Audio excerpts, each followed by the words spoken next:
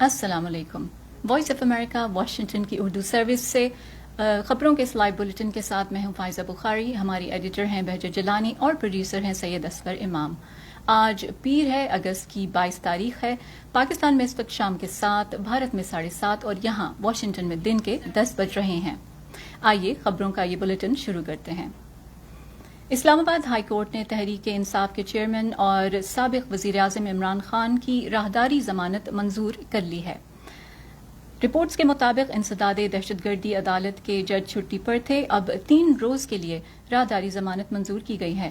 مقامی میڈیا کے مطابق دوران سماعت بابر اعوان ایڈوکیٹ نے کہا کہ پی ٹی آئی انسداد دہشت گردی کی عدالت سے رجوع کرے گی.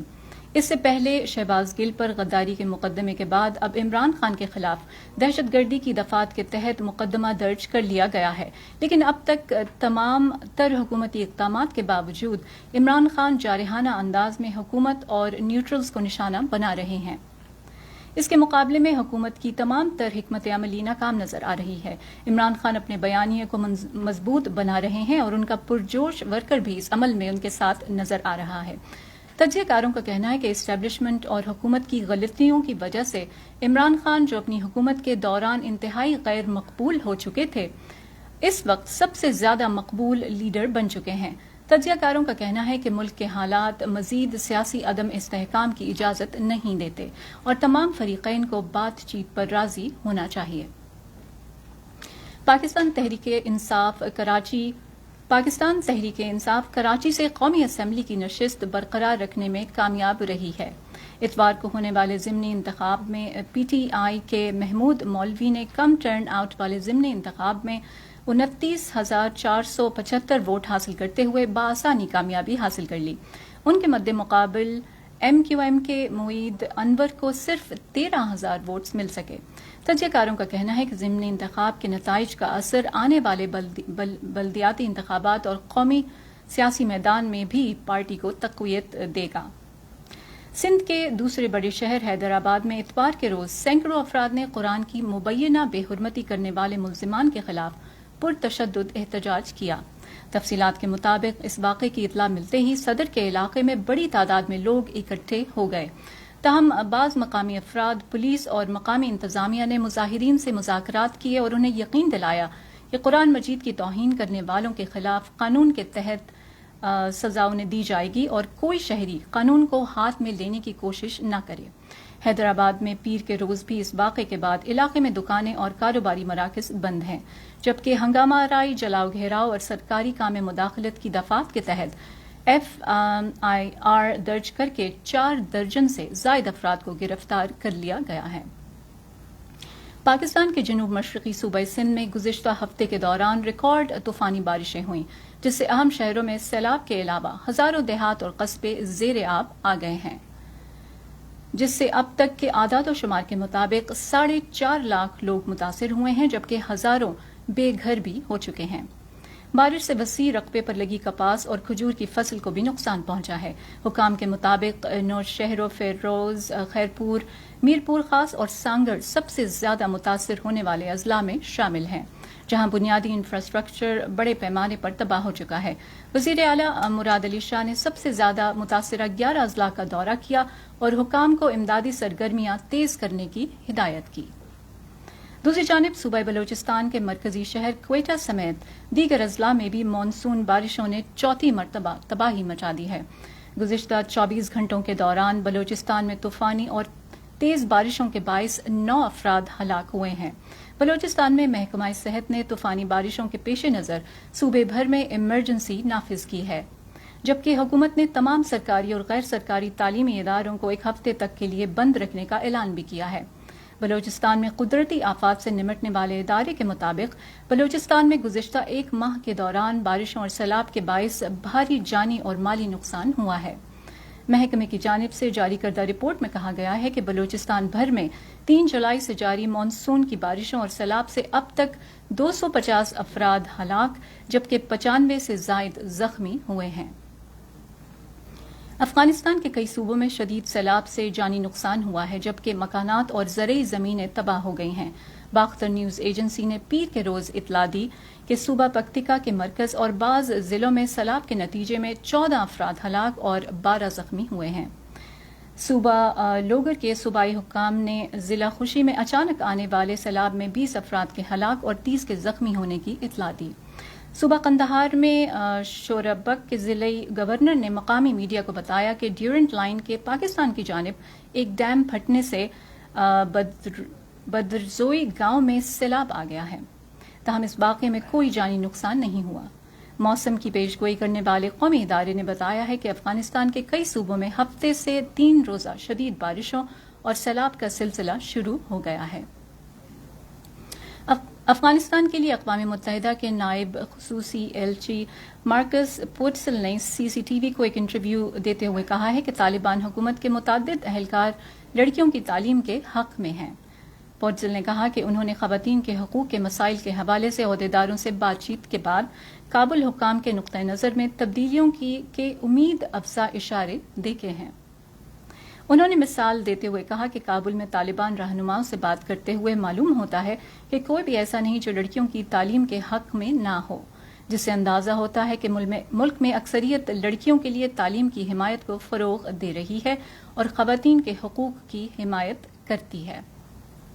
یونیسیف کے افغانستان کے دفتر میں غذائیت کی چیف میلنی گیلوین کا کہنا ہے کہ افغانستان میں گزشتہ جولائی میں 50,000 بچے شدید غذائی قلت کا شکار تھے اور علاج کے لیے ہسپتالوں میں داخل ہوئے، لیکن ہم خاص طور پر جنوبی علاقے کے بچوں کے بارے میں فکر مند ہیں۔ علاج کے لیے داخل کیے گئے 25% بچوں کا تعلق ہلمند اور قندھار صوبوں سے تھا۔ یوکرین نے پیر کو ایک بڑے نیوکلیئر پاور پلانٹ کے قریب روسی فضائی حملوں کی اطلاع دی، جبکہ یوکرین کے صدر ولادیمیر زیلنسکی نے ممکنہ روسی اقدامات کے بارے میں خبردار بھی کیا۔ علاقائی گورنر نے کہا کہ روسی راکٹ حملے میں زیپوریژیا نیوکلیئر پاور پلانٹ کے مغرب میں واقع علاقوں کو نشانہ بنایا گیا۔ ان کا کہنا تھا کہ راکٹ حملے میں گھروں، کنڈرگارٹن اور دکانوں کو نشانہ بنایا گیا۔ روس اور یوکرین نے پاور پلانٹ کے قریب ایک دوسرے پر بار بار گولہ باری کا الزام لگایا ہے۔ یوکرین نے اقوام متحدہ اور دیگر بین الاقوامی اداروں سے کہا ہے کہ وہ روس کو یہ جگہ چھوڑنے پر مجبور کریں جس پر اس نے مارچ سے قبضہ کر رکھا ہے، اور یوکرینی تکنیکی ماہرین اس تنصیب کو چلاتے ہیں۔ دوسری جانب وائٹ ہاؤس نے بتایا ہے کہ امریکی صدر جو بائیڈن، فرانسیسی صدر Emmanuel Macron, German chancellor Olaf Scholz اور برطانوی وزیر اعظم بورس جانسن نے اتوار کو ایک کال میں اس صورتحال پر تبادلہ خیال کیا۔ وائٹ ہاؤس کے ایک بیان میں کہا گیا ہے کہ رہنماؤں نے پلانٹ کے قریب فوجی کارروائیوں سے بچنے کی ضرورت اور حفاظتی نظام کا پتہ لگانے کے لیے انٹرنیشنل ایٹامک انرجی ایجنسی یعنی IAEA کے دورے کی اہمیت کے بارے میں بات کی۔ روسی صدر ولادیمیر پوٹن نے جمعے کو ایک فون کال میں فرانسیسی صدر کو بتایا کہ روس بین الاقوامی معائنہ کاروں کو پلانٹ میں داخل ہونے کی اجازت دے گا۔ سوویت حکمرانی سے یوکرین کی آزادی کی 31ویں سالگرہ بدھ کو منائی جا رہی ہے۔ یوکرین کے صدر زیلنسکی نے اتوار کو اپنے رات کے خطاب کے دوران کہا کہ انہوں نے میکرون کے ساتھ روس کی طرف سے لاحق تمام خطرات کے بارے میں بات کی ہے، اور اسی طرح کے پیغامات اقوام متحدہ کے سیکرٹری جنرل انطونیو گوتیرس اور ترک صدر رجب طیب ایردوان کو بھیجے گئے ہیں۔ روس کے یوکرین پر حملے کو تقریباً 6 ماہ ہو چکے ہیں، اور اس کے نتیجے میں عالمی معیشت کو تباہ کن خطرات لاحق ہو رہا ہے۔ دنیا بھر میں حکومتیں، کاروبار اور خاندان کورونا وائرس کے باعث عالمی تجارت کے تباہ ہونے کے 2 سال بعد اس کے اثرات کو محسوس کر رہے ہیں۔ ایسوسی ایٹڈ پریس کے مطابق افراط زر بڑھ رہا ہے اور توانائی کی بڑھتی ہوئی قیمتوں نے موسم سرما کے دوران مسائل کے امکانات میں اضافہ کر دیا ہے۔ یورپ کساد بازاری کے دہانے پر کھڑا ہے۔ خوراک کی بلند قیمتوں اور قلت کے نتیجے میں ترقی پذیر دنیا میں بڑے پیمانے پر بھوک اور بدامنی جنم لے سکتی ہے۔ ایران نے پیر کے روز امریکہ پر اس معاہدے کی طرف واپسی کے لیے مذاکرات میں تاخیر کا الزام لگایا جس کے تحت پابندیوں میں نرمی کے بدلے ایران کے جوہری پروگرام کو محدود کر دیا گیا تھا۔ ایرانی وزارت خارجہ کے ترجمان ناصر کنعانی نے یورپی یونین کے تیار کردہ ایک مجوزہ مسودے پر ایران کے بیان کے جواب میں امریکہ کی طرف سے تاخیر کا حوالہ دیا۔ امریکہ اور یورپی یونین گزشتہ ہفتے سے ایرانی رد عمل کا جائزہ لے رہے ہیں۔ وائٹ ہاؤس کے ایک بیان میں کہا گیا ہے کہ امریکی صدر جو بائیڈن نے اتوار کو فرانسیسی صدر ایمانوئل میکرون، برطانوی وزیر اعظم بورس جانسن اور جرمن چانسلر سے ٹیلی فون پر بات کی، جس میں رہنماؤں نے ایران کے جوہری پروگرام پر جاری مذاکرات اور اس میں مشرق وسطی میں شراکت داروں کی حمایت کو مضبوط بنانے کی ضرورت پر تبادلہ خیال کیا۔ متحدہ عرب امارات کا کہنا ہے کہ وہ 6 سالوں میں پہلی بار ایران میں اپنے سفیر کو بحال کرنے کا منصوبہ بنا رہا ہے، کیونکہ خلیجی عرب فیڈریشن اس ملک کے ساتھ تعلقات کو بہتر بنانے کی کوششوں میں تیزی لا رہی ہے۔ ایران کو طویل عرصے سے علاقائی خطرے کے طور پر دیکھا جاتا رہا ہے۔ اماراتی وزارت خارجہ نے اتوار کو یہ اعلان کیا ہے، اور یہ اقدام ایسے وقت میں سامنے آیا ہے جب خلیجی عرب ممالک نے تہران کے ساتھ تناؤ میں کمی کی وکالت کی ہے، جس کو عالمی طاقتوں کے ساتھ ایران کے ٹوٹے ہوئے جوہری معاہدے کو بچانے کی حتمی کوششوں کے طور پر بیان کیا گیا ہے۔ کویت نے بھی 2016 کے بعد گزشتہ ہفتے پہلی بار تہران میں ایک نیا سفیر مقرر کیا۔ سعودی عرب نے اسی طرح بغداد کی ثالثی میں ہونے والے مذاکرات کے سلسلے میں ایران کے ساتھ تناؤ کو کم کرنے کا کام کیا ہے۔ وسطی عراق میں حکام نے پیر کو بتایا کہ شیعہ مسلمانوں کا ایک مزار منہدم ہونے سے مرنے والوں کی تعداد 7 تک پہنچ گئی، جبکہ امدادی کارکنوں نے زندہ بچ جانے والوں کی تلاش جاری رکھی ہوئی ہے۔ کربلا شہر کے قریب ہفتے کے روز مزار پر مٹی کا تودہ گرا۔ حکام نے بتایا کہ مرنے والوں میں 4 خواتین، 2 مرد اور 1 بچہ شامل ہیں۔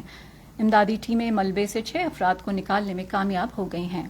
شہری دفاع نے لینڈ سلائیڈنگ کا ذمہ دار خطے میں زیادہ نمی کو قرار دیا ہے۔ اور آج کے بلیٹن کی آخری خبر شامل کرتے ہیں۔ یروشلم، لندن اور نیو یارک میں حال ہی میں پائے جانے والا وائرس پولیو وائرس کی تبدیل شدہ شکل ہے۔ پولیو کے خاتمے کے لیے دہائیوں سے جاری کوششوں میں یہ ایک حیران کن موڑ ہے۔ عالمی صحت کے حکام نے برسوں سے افغانستان، نائجیریا اور پاکستان جیسے ممالک میں اس بیماری کو ختم کرنے کی کوشش میں ویکسین کے قطروں کا استعمال کیا ہے۔ سائنسدانوں کو حالیہ ہفتوں میں پولیو وائرس کے پھیلنے کے شواہد ملے ہیں۔ برطانیہ اور امریکہ میں جینیائی تجزیوں سے پتہ چلتا ہے کہ یہ وائرس اسی وائرس سے منسلک ہے جس کے لیے ویکسین کے قطرے پلائے جاتے رہے ہیں۔ یہ تھیں اب تک کی چند اہم خبریں۔ وائس آف امریکہ واشنگٹن کی اردو سروس کے اس لائیو نیوز بلیٹن سے ہمارے پروڈیوسر تھے سید اصفر امام اور ہماری ایڈیٹر بہجت جیلانی۔ مجھے فائزہ بخاری کو اجازت دیجیے۔